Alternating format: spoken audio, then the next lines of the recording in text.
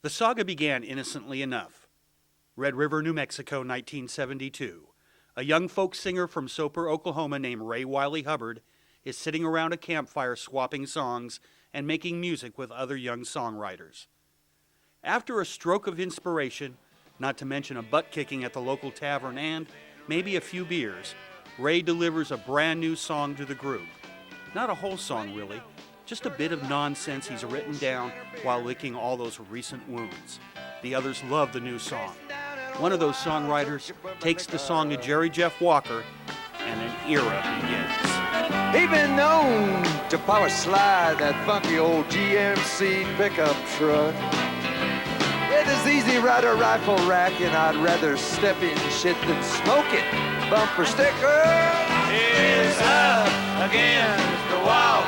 Redneck mother, what a lay mother who has raised his son so well, so well. Know what he's 34, drinking in them honky tonks. Kicking hippies' asses and raising hell. Thomas, what would you... That little ditty, Up Against the Wall, Redneck Mother, a song Ray thought was a throwaway as soon as he wrote it, becomes what a newspaper writer calls it at the time, the quintessential beer-chugging, hat-waving, hell-raising Texas anthem. Redneck Mother takes on a life of its own, becoming the theme song for the emerging outlaw country movement. In 1973, Ray Wylie Hubbard becomes honky-tonk hero to the world. So how does an Okie Folkie become the torchbearer for a movement of outlaws? Ray Wylie Hubbard will spend most of the next decade and a half searching for the answer to that very question. Thanks for bringing it up, you know. It's kind of what I refer to as the wreckage of the past. No, that's one of the things I do it's one of the things about songwriting I would really suggest. Some people say, what's the most important thing about songwriting? It's not the words, it's not the lyrics, it's not the meter, it's none of that. The most important thing is right after you write a song, ask yourself, can I sing this for 29 years? I'm very serious because, you know, I mean, it was just one of those songs I just kind of wrote a long time ago when I was, you know, and I should probably have never been written, let alone remembered, let alone recorded. But I don't really remember what I think there was a lot of beer involved. During the 70s and 80s, Ray's newfound cult status brings with it the record deals, the good old boys, the whiskey, the drugs, the disappointments, and the 200 motels a year. But it also affords Ray the opportunity to make his incredible brand of music with some of the finest musicians in the world. Ray's had some great bands. In the late 1970s and 80s, Ray toured with his old buddies, the Los Gonzo Band, and recorded the album many said all but defined country rock, Something About the Night. Well, Texas is a real good place. I live in the busy. Yeah, we're down here with the grace of God and a little bit of luck. They said the Texans would fall off into the Gulf, except for the fact that Oklahoma sucks out. Texas is a state of mind that I have been living in. Dallas is the warm bunch, got cognac in a vein. Houston is an oil deal, Austin is a football field, Fort Worth, Scouttown, San Antonio's the train. In 1984, Ray decided he wanted to rock out his honky-tonk following. Ray asked his longtime poker partner, the great blues guitarist Bugs Henderson, if he'd join him in a band. Within a week, Ray Wylie Hubbard's new band, the Love Wolves, was born. This was Ray Wylie Hubbard with an edge. I'm a wild one among the wild ones. Oh, hey, rebel rouser, if there ever was one. Turn on them spotlights. Them crazy Texas boys is roaring tonight. You can't keep up 100 steps behind. I can't walk it to run on the west side. Jersey had Springsteen, California had Jerry Garcia, and Texas had Ray Wylie Hubbard. Ray was knocking them dead at honky-tonks, roadhouses, and arenas 200 nights a year. But by the mid-'80s, the honky-tonk hero badge was getting old to Ray. He wasn't happy with his roadhouse way of life. Ray knew he needed to slow down. needed to catch his breath. His demons were catching up with him. In 1988, Ray Wylie Hubbard decided once and for all to turn his life around. He sought help from his friends, and on his 41st birthday, he walked away from the bottle and the drugs, and he's been clean and sober ever since. A series of miracles allowed Ray to rediscover that young folk singer and poet he'd once been, but had gotten lost somehow in that honky-tonk haze. It was long past time for a break. Sitting in the darkness, I take a hit off the wine. Wait for the rush, feeling high and fast to lose some crazy and young, but oh so fine. Then I thought of something I never realized. If I get shot tonight, I ain't never been baptized.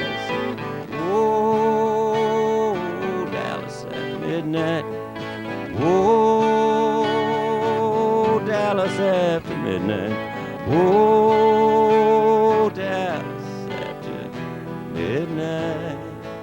In 1992, after almost 5 years of self-imposed exile, a seemingly reborn Ray Wylie Hubbard reemerged upon the music scene with his self-released album, Lost Train of Thought. I won't do you no wrong, and I never will lie. Can't you tell that I love you by looking in these eyes? Gone was that cosmic honky-tonk cowboy. The Ray Wylie Hubbard that reemerged in the 90s had conquered his demons and his fears. As one music writer put it, Hubbard shook off his demons years ago, and he's kept a keen eye on them ever since. He not only watches them, he even talks to them in his songs. There's a woman wrong. You know, kind of got sidetracked somewhere around in there when all this great progressive country scare in Austin, Texas happened down there. Willie and Jerry Jeff and everybody, and so it just kind of got a little, discovered beer and electricity, and went over there for a while. And then, but about 12 years ago, I just kind of came out of this fog I'd been in and said, now what I really want to do is get back to songwriting, because that's what I really love to do. So at that time, I didn't really have much of a career or anything. I was playing, certain pretty, rough places there in Texas, where these really pretty, the type places, where you go, when you go into the place, they, frisk you to see if you have a gun. And then if, you don't, they give you one. They were rough places. And but what happened is about that time, some things that really turned around with my songwriting. Someone gave me a book called Letters to a Young Poet by a guy named Rilke. And I would really highly suggest this book, whether you're a young poet or an old poet wannabe, you don't like poetry, whatever. It's just a great little book. And there was a line in there about fear and what was on the other side of it. And I didn't realize until that time that I'd been fearful of certain things, and I knew if I wanted to really be a songwriter, I needed to write songs. In order to write songs, I had to be a better guitar player. But in order to be a better guitar player, I had to take guitar lessons. But there was this fear of embarrassment about that had kept me about it. So at age 43, somehow I read this book by Rilke and talking about fear and what was on the other side of it.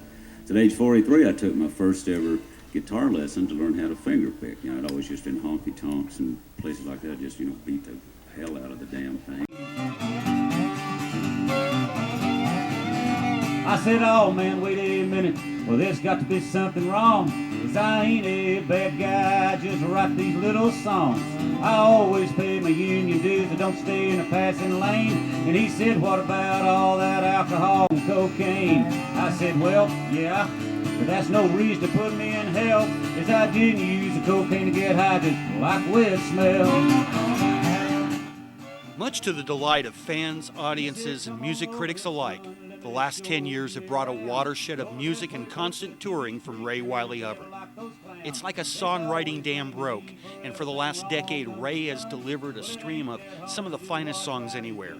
Songs about struggle, soul-searching, songs to be listened to, not danced to. No longer in the shadows, Ray Wylie Hubbard stands as an esteemed peer alongside all those other great Texas songwriters. It's like any contender, you know, who wants to, you know, anyone who wants to be a contender to be a Texas singer-songwriter, there's this level that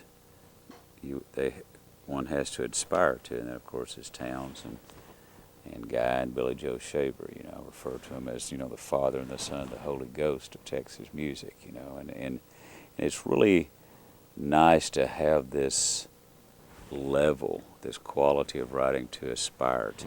You know, I don't think anyone will ever surpass, you know, Towns or Guy or Billy Joe. You know, I mean, I think there's a wonderful, incredible writers that have reached that level of writing because of them. In 2001, Ray Wylie Hubbard has come full circle with the Philo release of his CD, Eternal and Lowdown. Many are calling this his greatest work to date. The music and words of Hubbard come alive as never before. The roots rock and Memphis-style rhythm and blues feel of Eternal and Lowdown takes one back to a much simpler time. Perhaps thoughts of a young man, maybe in New Mexico, sitting around a campfire swapping songs. Oh, blackbird, blackbird, fly away home. Say a prayer over St. John's bones. Tell the gamblers they're gonna die alone. Blackbird, blackbird, fly away home. Blackbird, blackbird, come back again. Don't tell mama where I've been. Going to the river, I'm gonna jump in. Blackbird, blackbird, come back again. Woo. Woo-hoo. Ray will tell you he's just a pilgrim looking for the truth. But those of us that know the music of Ray Wylie Hubbard know he's much more than that. A music writer once called Ray a bona fide honky-tonk hero, one of American music's most intelligent voices, pushing the envelope at every turn, all the while making music that's honest and uncompromising.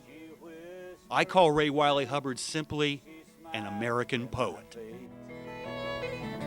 I am not looking for loose diamonds or pretty girls with crosses around their necks. I don't want for roses or water. I'm not looking for God here. I'm not looking for sex.